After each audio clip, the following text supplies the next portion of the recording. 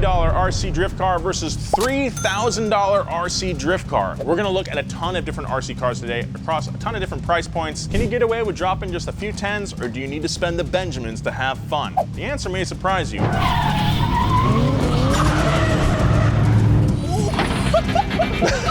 My name's Nolan. Welcome to Donut. Let's have some fun. Big thanks to carparts.com for sponsoring today's video. Everyone struggles with relationships, and your relationship with your car is no different. So Nolan, how have you been since your last visit? Well, Dr. Jerry, you know, I think we're happy. Happy? All I do is sit here day and night, rusting away my golden years. I've been a little busy. Yeah, busy working on other cars. No, busy in general. You know, I don't always have time to drive to the store to look for parts. I see. Nolan, instead of going to the store, have you ever considered bringing the store to you by using carparts.com? And with your busy schedule, Nolan, you can save time by using carparts.com's brand new service, Get It Installed, which will pair you with a well-rated shop for expert installation at a pre-negotiated price. Thanks, Dr. Jerry. That's exactly what we needed. Jeez Louise, I'm gonna rust even more if I start crying. It's okay. I'm here for you, baby. Maintain the love with your car by shopping at carparts.com today. We're gonna look at 3 different categories of RC cars today. We got bashers, crawlers, and drift cars at 3 different price points. If you're looking to get in the hobby, there's probably something for you in this video. So let's look at our first category, the bashers. A basher is probably the kind of car you imagine when someone says RC car. Bashers are jacks of all trades, masters of none, designed purely for fun. The large tires and beefy suspensions soak up tons of abuse and allow you to drive them pretty much anywhere. All right, in our cheap category, our plastic fantastic tier, it's the Milwaukee 9125. Sick name, dude. First impressions, it looks pretty good. Where is anything? So this is kind of a common thing, I think, with cheap stuff, is that none of the components are exposed. They're all covered up with plastic, and all you get is an off and on switch and maybe the antenna. So let's compare this to our next price point up, the Arma Granite at $279. And bam, that's what I was expecting to see with the lower end truck. You see the components, you see the motor, you see where the battery is, you see a drive shaft going through the chassis. The suspension doesn't make any weird noises when you drop it. All right, this is 120 bucks, this is 280. Let's head on over to Pacific Coast Hobbies in Lomita, California and find out what a whole lot of money gets you. All right, so we're here with Theo, the owner of Pacific Coast Hobbies. Theo, what is this and how much does it cost? This is a Team Losi laser nut. This starts at $540, but can easily be upgraded to over 1,000. It has adjustable coilovers, a more advanced 4-wheel drive system, and a 50-mile-per-hour brushless motor. Just like with a real car, you can swap out every piece on this rig just how you want it, with better electronics, carbon fiber components, and wheels and tires, just to name a few. All right, so this is a pretty pricey 10th scale model here, but you can always spend more, right? Oh, definitely. How much does this thing cost? It's 1,200 bucks. Plus you'll need the batteries and the charger. You're looking at another $400. Okay, I wasn't ready for that actually. I feel like I'm versed in this a little bit. Definitely, there is the Chanel of the RC world, and we have it. All right, that's enough talk. Let's go drive some stuff. All right, we're here at the park. We got some open area behind us. There's a skate park over there that we might send these things off of. First, let's test out our cheap car. Oh! I want to send this thing to the moon. All right, the Milwaukee was very impressive. Let's see how the Arma stacks up. Let's give her a rip, yeah?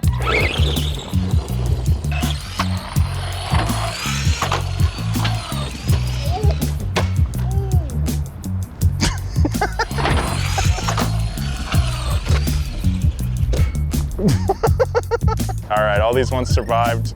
We gotta launch the laser nut. All right, here we are with the laser nut.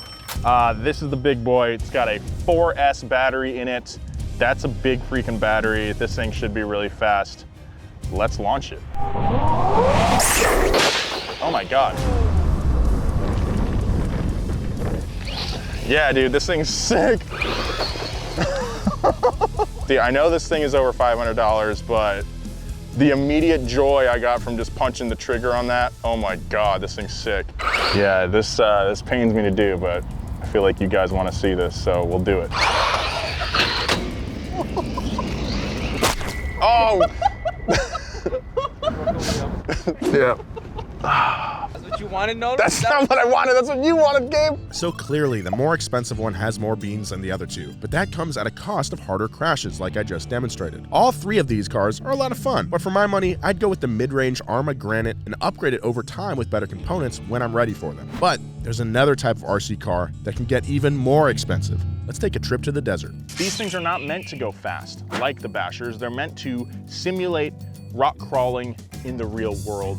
We're out here in Simi Valley, California. We're gonna be crawling these things all over a big rock pile right behind me. But first, let's compare our price options. All right, first up is the Ghoul RC 104 311. Like the cheaper RC car we saw in the Basher section, I don't know where the motor is on this. Looks like the motors are mounted on each axle. All right, next up is the Axial SCX-10 2 deadbolt. Unlike Bashers, a lot of crawlers do come in kit form, meaning that you have to put them together yourself, but a lot of manufacturers also offer ready-to-run kits like the Axial right here. This is a chassis that's been around for a very long time. It's got an extreme amount of aftermarket support. Every RC shop in the country has parts for this rig right here. Our last crawler we're looking at today is the Axial Capra. It's made by the same company as the deadbolt, but clocks in at $550. Ooh, I'm so excited. I want one of these. First impressions, this thing is definitely a little heavier. Yeah, definitely a little heavier than the deadbolt. Does it have a wider track width? It does. This thing has a wider track width than the deadbolt. Suspension geometry is different. You can see the angles of the shocks are completely different. On the SCX-10, it's more like a real truck. They're more up and down, whereas on the Capra, it's more like an Ultra 4 car, you know, at a much wider angle. All right, let's get these ready to go and go crawl some rocks. All right, we've put together a pretty easy course just to get a first impressions of all the trucks. This is the Ghoul RC 104 311. Amber is the color of your energy, baby. Because there's two motors, the front didn't have as much traction. They started spinning while the rears were bound up. I think this section is gonna be really hard for this truck. It likes to go really fast, which is not what you want when you're rock crawling. It's not precise at all. I'm not trying to make this look terrible. However, it is conquering the trail. And there you go. It wasn't easy, but it did it. All right, next up is the Axial SCX-10 deadbolt. Barely any wheel speed at all needed. Now let's take it up this. This was an obstacle that the other truck, that the Ghoul RC was having a lot of issues with. Yeah, no issue at all. The throttle control is maybe the biggest advantage this car has over the $110 Ghoul. It's just a lot easier to modulate the throttle and just kind of crawl along, pick your lines easily. I think if you're gonna be serious about crawling, that's definitely worth it. Now, let's see what $550 gets you.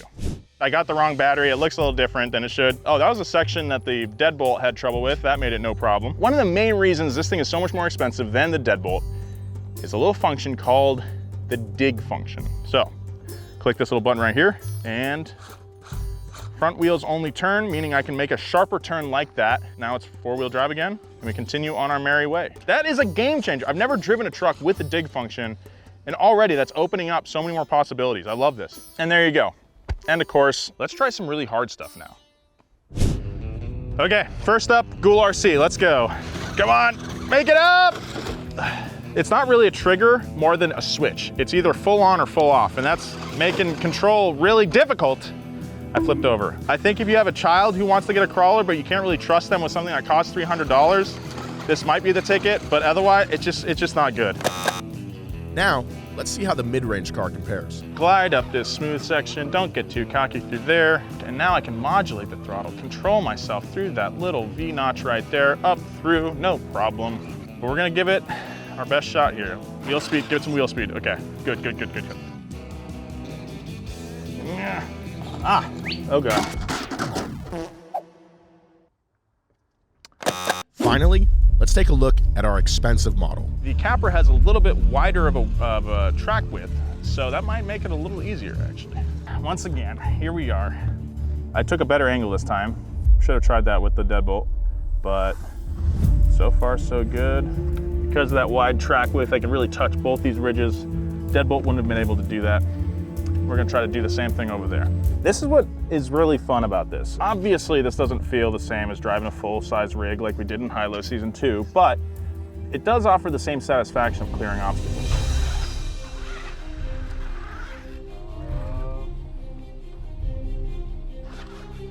Ah,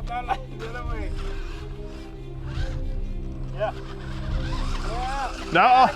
Yeah! As you can see, more expensive does mean more better when it comes to climbing these rocks. Even though the Capra did a better job and has more capability, I think for your money, if you're just starting out, the SCX-10 is the best bargain out there. With the huge aftermarket behind this truck, the only limit to what you can build is your imagination. Yeah. Oh! And that brings us to our final class of RC cars, a class that has the most extreme price range, RC drift cars. First up is this Jada Elite RC Fast and Furious Veilside RX-7. Familiar story with our other super cheap options here. No visible components. On the bottom here, it's a USB cord that you pull out of the car and plug into like your iPhone charger or something to charge it. Doesn't look like there's any suspension at all. So let's get this thing on track and see how it does. To test these cars, we brought into Super G out here in East LA. First up, it's a $30 drift toy. Off the bat, this toy is extremely hard to control.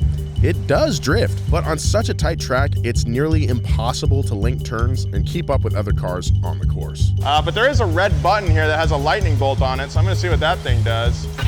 Oh, here we go. Now it wants to do it. But you gotta hit that red lightning bolt button. Oh, reverse entry.